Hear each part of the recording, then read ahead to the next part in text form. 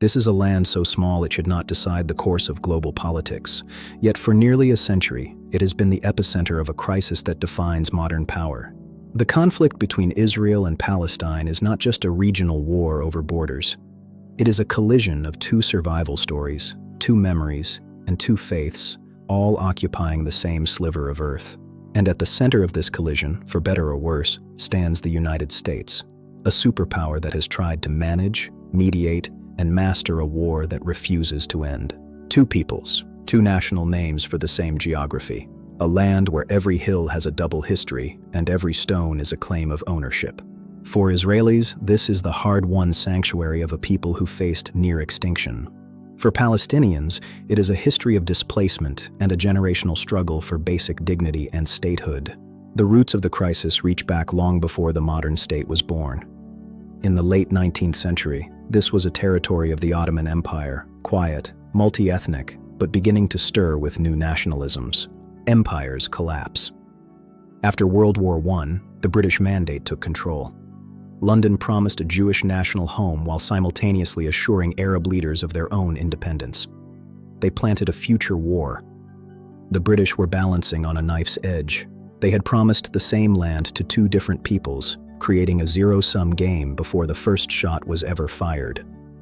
Diplomacy was failing before it truly began. By 1947, the British were leaving a land in flames. The United Nations proposed a partition, two states for two peoples. One side accepted.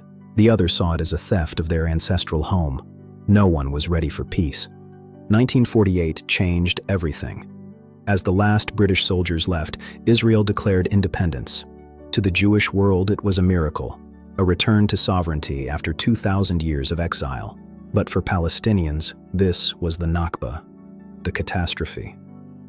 700,000 people fled or were driven from their homes, becoming refugees in a war that redrew the map overnight. Same year, opposite memory. For nearly 20 years, the lines held.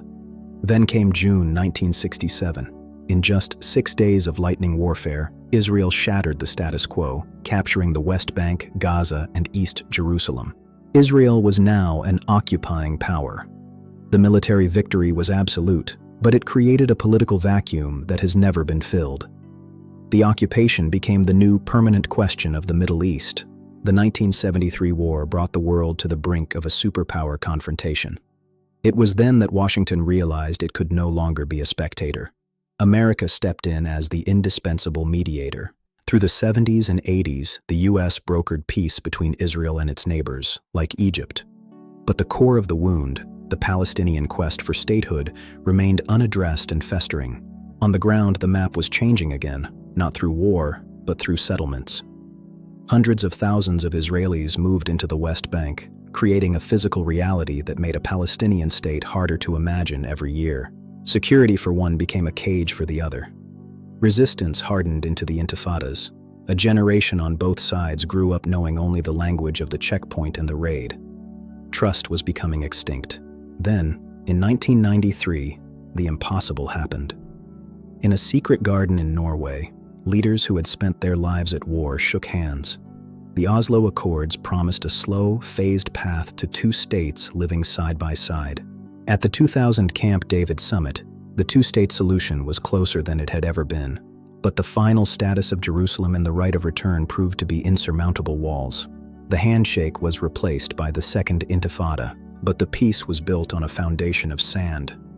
Assassinations, suicide bombings, and continued settlement growth tore it apart. By the year 2000, the hope of Oslo was dead, replaced by the bloodiest cycle of violence yet. In 2007, the map fractured further. Hamas took control of Gaza, leading to a permanent blockade. For nearly 2 decades, 2 million people lived in an open-air enclosure, while rockets and airstrikes became the new normal. Politics hardened. On the Israeli side, a belief that the conflict could be managed rather than solved. On the Palestinian side, a sense of total abandonment by the world. Both were wrong.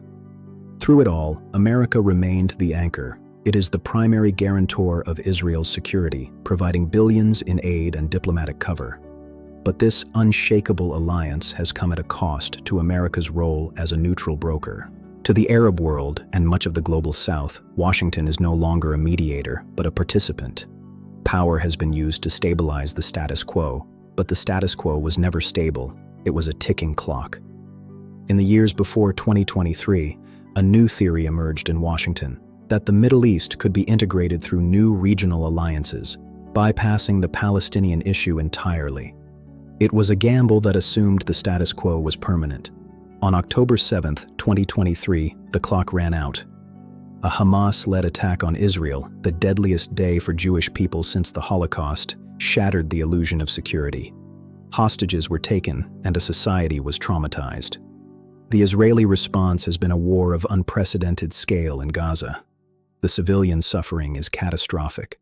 Tens of thousands dead, millions displaced, and a humanitarian disaster that has ruptured global politics. America now faces its most difficult balancing act, supporting an ally's defense while the world and its own citizens demand an end to the devastation. The shadow of Washington has never been heavier. Ceasefires are temporary.